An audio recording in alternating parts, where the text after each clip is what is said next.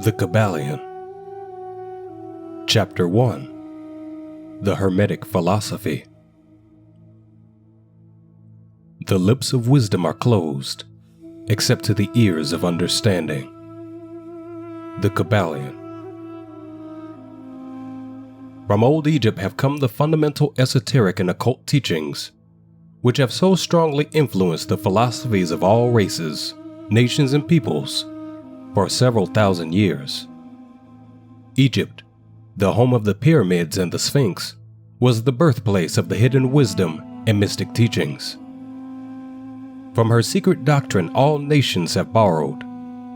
India, Persia, Chaldea, Media, China, Japan, Assyria, ancient Greece and Rome, and other ancient countries partook liberally at the feast of knowledge which the hierophants and masters of the land of Isis so freely provided for those who came prepared to partake of the great store of mystic and occult lore which the masterminds of that ancient land had gathered together.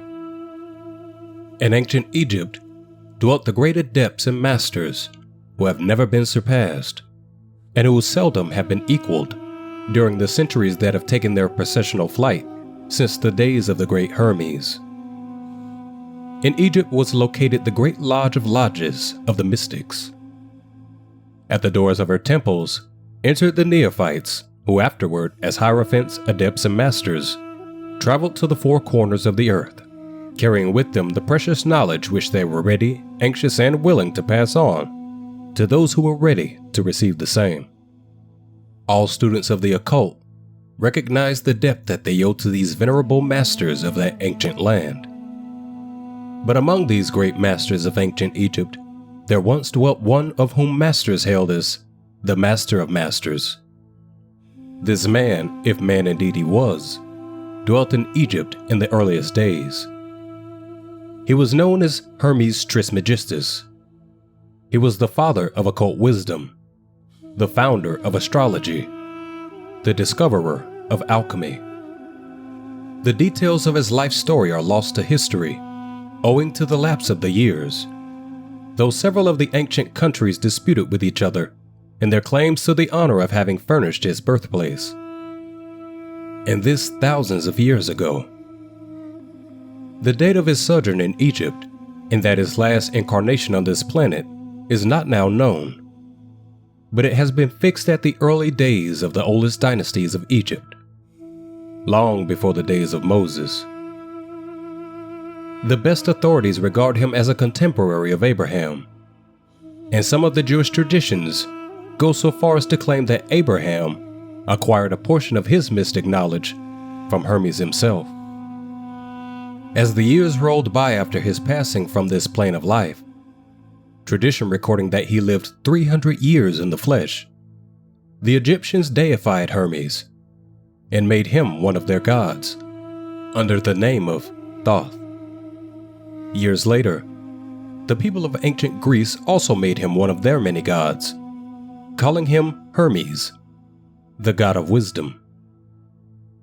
The Egyptians revered his memory for many centuries, yes, tens of centuries, calling him the scribe of the gods, and bestowing upon him distinctively his ancient title, Trismegistus, which means the thrice great, the great great, the greatest great, etc. In all the ancient lands, the name of Hermes Trismegistus was revered, the name being synonymous with the fount of wisdom. Even to this day, we use the term hermetic in the sense of secret, sealed so that nothing can escape, etc. And this by reason of the fact that the followers of Hermes always observed the principle of secrecy in their teachings.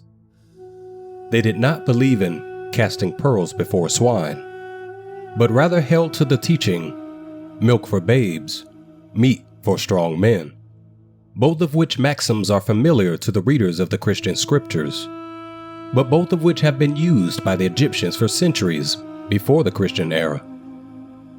And this policy of careful dissemination of the truth has always characterized the Hermetics, even unto the present day. The Hermetic teachings are to be found in all lands, among all religions, but never identified with any particular country, nor with any particular religious sect. This because of the warnings of the ancient teachers against allowing the secret doctrine to become crystallized into a creed. The wisdom of this caution is apparent to all students of history. The ancient occultism of India and Persia degenerated and was largely lost, owing to the fact that the teachers became priests, and so mixed theology with the philosophy. The result being that the occultism of India and Persia has been gradually lost amidst the mass of religious superstition cults, creeds, and gods.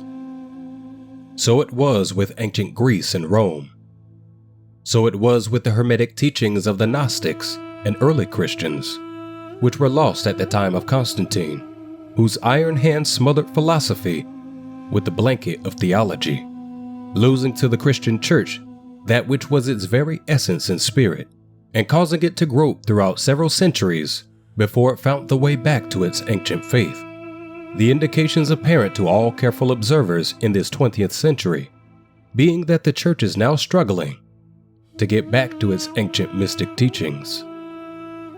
But there were always a few faithful souls who kept alive the flame, tending it carefully, and not allowing its light to become extinguished. And thanks to these staunch hearts and fearless minds, we have the truth still with us. But it is not found in books to any great extent. It has been passed along from master to student, from initiate to hierophant, from lip to ear. When it was written down at all, its meaning was veiled in terms of alchemy and astrology, so that only those possessing the key could read it aright. This was made necessary in order to avoid the persecutions of the theologians of the Middle Ages, who fought the secret doctrine with fire and sword, stake, gibbet, and cross. Even to this day there will be found but few reliable books on the Hermetic philosophy, although there are countless references to it in many books written on the various phases of occultism. And yet, the Hermetic philosophy is the only master key which will open all the doors of the occult teachings. In the early days, there was a compilation of certain basic Hermetic doctrines passed on from teacher to student, which was known as the Cabalion, the exact significance and meaning of the term having been lost for several centuries. This teaching, however, is known to many to whom it has descended, from mouth to ear, on and on throughout the centuries. Its precepts have never been written down or printed, so far as we know. It was merely a collection of maxims, axioms, and precepts, which were non-understandable to outsiders, but which were readily understood by students after the axioms, maxims, and precepts had been explained and exemplified by the Hermetic initiates to their neophytes. These teachings really constituted the basic principles of the art of Hermetic alchemy, which, contrary to general belief, dealt in the mastery of mental forces rather than material elements, the transmutation of one kind of mental vibrations into others, instead of the changing of one kind of metal into another.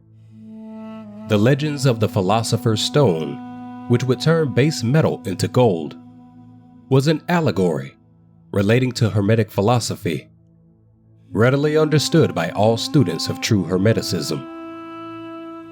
In this little book, of which this is the first lesson, we invite our students to examine into the Hermetic teachings, as set forth in the Cabalion, and as explained by ourselves, humble students of the teachings, who, while bearing the title of initiates, are still students at the feet of Hermes, the Master. We herein give you many of the maxims, axioms, and precepts of the Cabalion, accompanied by explanations and illustrations, which we deem likely to render the teachings more easily comprehended by the modern student, particularly as the original text is purposely veiled in obscure terms.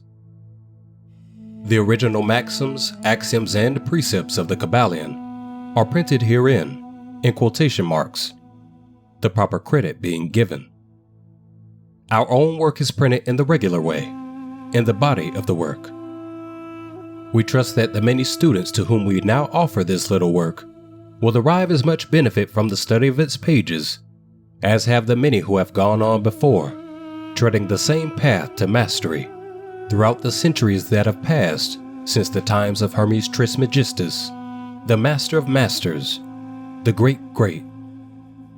In the words of the Cabalion, where fall the footsteps of the master, the ears of those ready for his teaching open wide. The Cabalion. When the ears of the student are ready to hear, then cometh lips to fill them with wisdom. The Cabalion. So that according to the teachings, the passage of this book to those ready for the instruction will attract the attention of such as are prepared to receive the teaching. And likewise, when the pupil is ready to receive the truth, then will this little book come to him or her. Such is the law. The hermetic principle of cause and effect, in its aspect of the law of attraction, will bring lips and ear together, pupil and book in company. So mote it be.